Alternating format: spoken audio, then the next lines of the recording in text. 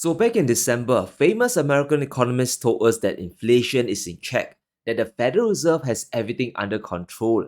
Our best friend Janet Yellen said inflation will fall down to 2% by the end of 2024. She said Powell should in fact cut interest rates to prevent a collapse. There's blue skies ahead for the US economy and the Fed is winning the inflation fight. But let's leave the twilight zone and come back to reality. The head of the US Treasury is wrong. Inflation is going to be a structural problem for many years to come. And this means interest rates can't possibly come down as well. US inflation is back up. The CPI has rebounded to 3.5%. Core inflation, which takes away food and energy, is even higher. It is stuck at 3.8%. And this is nearly double the Fed's 2% target, and the economy is starting to puke. And we have said many times that the markets are priced for perfection. They are priced for fantasy land. Investors believe the hype from Yellen and Biden that the battle has been won. But as you'll see, this could get even worse. And here's what's frightening. Wall Street is preparing for a 5% yield, no rate cut world. Banks and funds are betting against US Treasury bonds. The 10-year yield has also spiked above 4.5%, a record high since November. And this is horrible news. The US economy is in big trouble. If long-term yields continue to climb higher, this will cause borrowing costs across the country and the world to rise as well. It's not just a market correction to be worried about, it's the underlying weakness in the US economy that's being tested today. The main concern here is the strength of the US consumer. How long can households continue suffering this double whammy? A higher cost of living and borrowing costs going up. The rise in March CPI came from shelter and you guessed it, higher energy prices as well. The energy component increased by 2.1%, the first yearly rise since February last year. An increase in gasoline prices is squeezing customers. People in the US are also facing higher rents, which is very tragic and horrible. And if we look at essential services, the price increase is significant as well. Elderly care is up by almost 6%. Auto insurance is up by 2.6%. If you want to repair your car, well, you're out of luck. Prices are up by over 3% as well. Even funeral expenses are more expensive. Even if you want to get buried, you'll be hit by inflation as well. Eventually, this will hit all the discretionary expenses. Tesla sales are collapsing. People are running away from McDonald's. Dollar stores across the US, they are closing down. And all these are symptoms of an inflation crisis. The overspending by Congress and the multiple wars across the world, they are finally having a material impact. Now that inflation is up 2 months in a row, I really want to see how Biden and friends will twist the narrative around.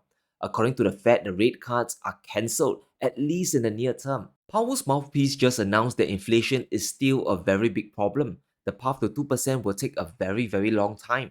He has always been cautious about rate cuts, and this defeat is a big slap to the face. He has literally no room left to maneuver. So if you're positioned for rates to crash down to 4% or even 4.5% by the end of the year, be prepared for a world of hurt. It will be a very painful ride.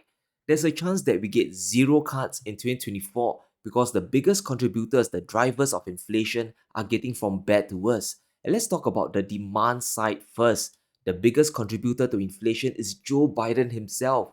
Government spending is an enormous driver of higher prices. It's money spent inefficiently. When Biden and all his friends they crank up spending, it creates a problem. It increases demand more than the supply of goods and services. The amount of excess dollars flooding the economy creates inflation. US budget gap hits 1.07 trillion in the first half of this fiscal year. The deficit is 4% higher this year. To keep the economy running, to prop up the markets, Biden has borrowed 4% more so far. We have a fiscal crisis, guys, a spending addiction that's only getting worse. Biden's so desperate to win the elections that he's goosing up the economy with a ton of money. Government spending is something that the Federal Reserve, that Jerome Powell can't control. The Fed raising interest rates only controls private consumption. People like you and me, we won't take a new loan. A 7% mortgage rate is enough to frighten us all away. But the US Treasury can borrow endlessly because Powell has absolutely no power to influence Biden at all. That is his boss after all. Now, back in February, he admitted that it's all over for the US economy. The US federal government is on an unsustainable fiscal path. The debt is growing faster than the economy. And the inflation print for March confirms this, that the crisis is starting to burst at the seams. And unless Biden stops now, we could keep getting higher CPI reports all the way till November. The problem now is the debt burden affecting fiscal spending.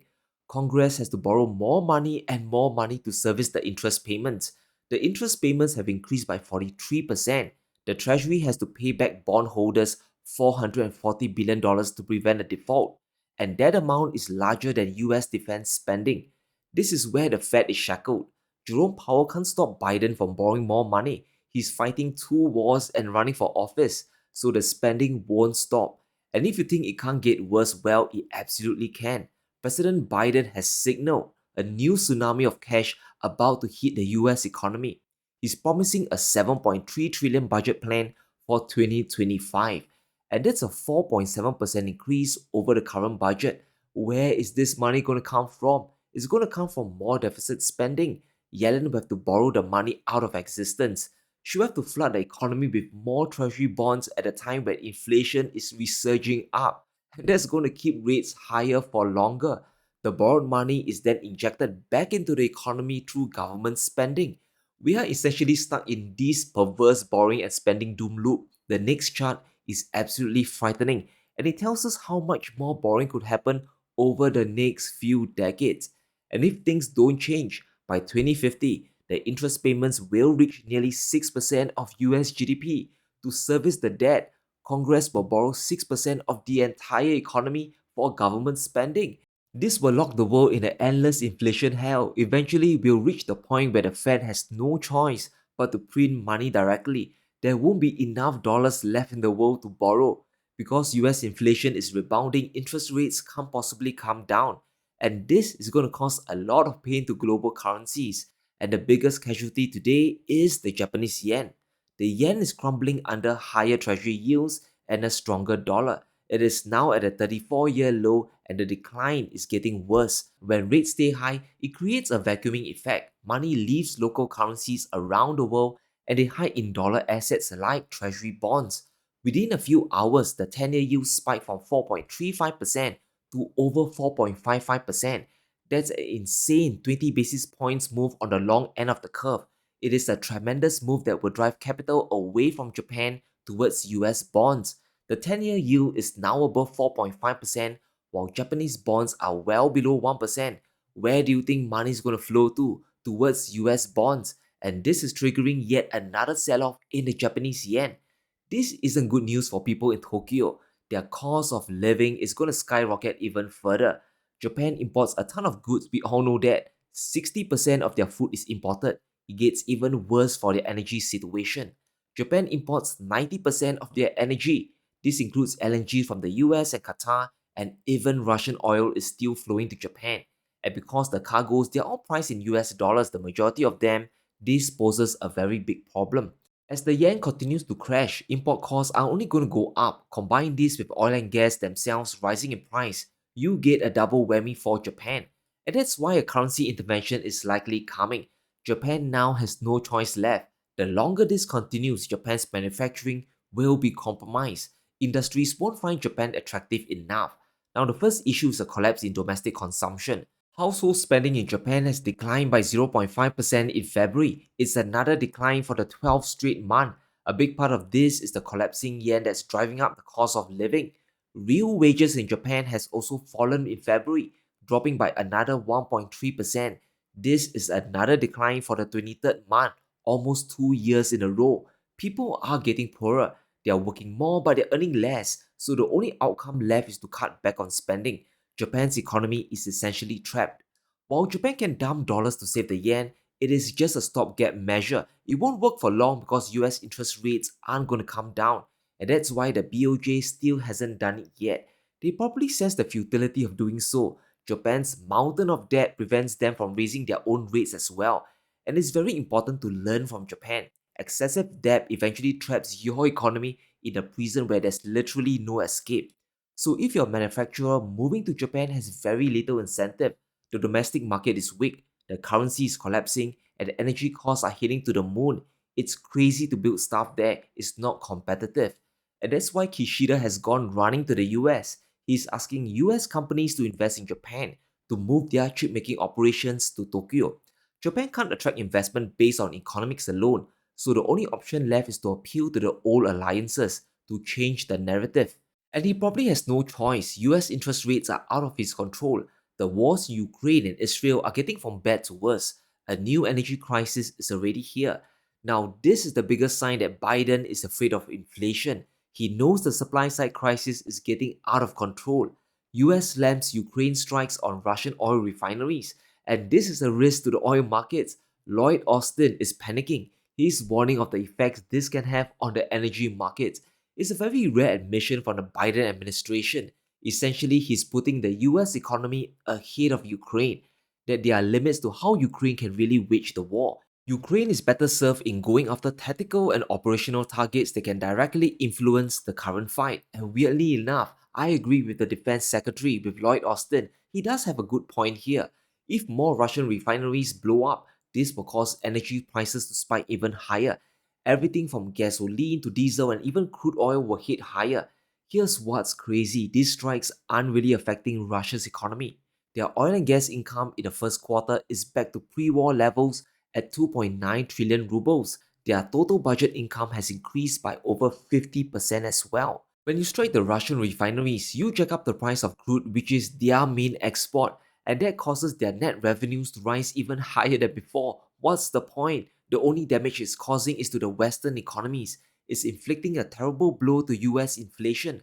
By attacking all the refineries, the West is playing directly into Russia's hand. It gives Putin the ability to ramp up inflation when the November elections are fast coming. In response to the drone strikes, Russia is now planning a diesel export cut. Moscow might be moving to protect their domestic economy from expensive diesel. Daily flows from key Russian ports are down by 21% from March, and this is not a good sign for global inflation. Russia cutting diesel flows to the world is going to impact every country that relies on diesel engines, and this is especially so for the US economy. Diesel fuel accounts for 23% of energy consumption in US transportation. 6% of US total energy use comes from diesel alone. So any cut from Russia will impact energy inflation back in the US. If Putin decides to ring-fence Russian production from the world, he could escalate this energy crisis further. It will impact prices at the pump back in the US. It's the boomerang effect once again. The problem with the Ukrainian attacks is the impact it directly causes on gas prices. US gasoline spiked up since the start of the attacks because Russian gasoline output dropped.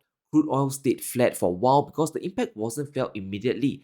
But as we all know the story today, crude prices are now back up. If Ukraine keeps hitting Russian refineries hard for the next few months, we can expect prices at a pump to climb way higher than today.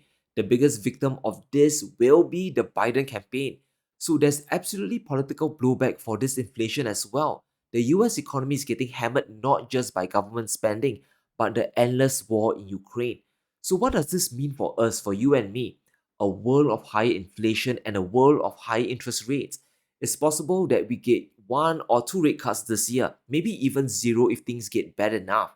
The Fed has no choice but to prevent the private sector from borrowing and consuming more. They can't control Congress, so the only lever left is to destroy demand on Main Street. If oil prices keep climbing, we're going to see demand destruction on an epic scale. The Fed will stay higher for longer and people's earnings will start to collapse once again, at least in real terms. And I really love this quote: nothing does more damage to the economy more quickly than higher oil prices. If gas hits $4 a gallon, it's all over for the Biden campaign and things will get ugly for the markets. So prepare for a world of higher inflation and maybe even zero rate cuts this year. The only escape left is stopping government spending and ending both wars as soon as possible. But let me know what you think. Will inflation continue heading up?